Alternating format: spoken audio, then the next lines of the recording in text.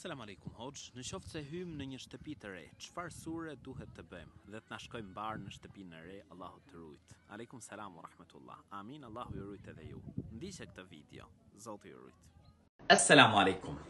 Çfarë duhet të bëjmë kur hym në një shtëpi të re, që të kemi në atë shtëpi mbarësi, lumturi, të kemi një jetë të begatshme? Atëherë, gjëja e parë, kur të hysh në shtëpinë e re, thuaj Bismillah, me emrin e Allahut. Mësoni shahadetin. Ti, bashkë me familjarët e tu, ashhadu an la ilaha illallah, wa ashhadu anna Muhammeden Rasulullah. Dëshmoj dhe deklaroj se nuk ka Zot që meriton të adhurohet me të drejtë përveç Allahut, dhe se Muhamedi, paqja dhe mëshira e Zotit qofshin mbi të, është rob dhe i dërguari i tij. Më pas, ju këshilloj që të falni namazin.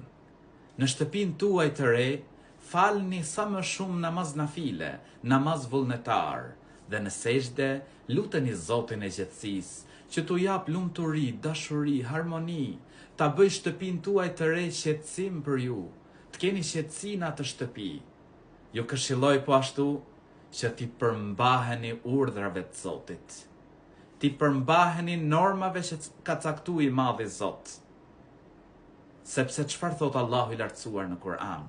Men amila salihan min dhakarin aw untha wa huwa mu'minun falanuhyiyannahu hayatan tayyibah.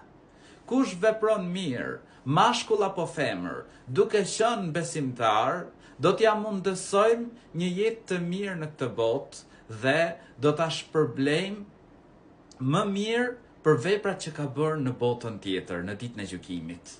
Prandaj, vlla dhe motër, mundohu që në shtëpinë tënde të re ti përmbahesh urdhrave të Madhit Zot. Ti zbatosh urdhrat që ka urdhëruar Allahu i lartësuar.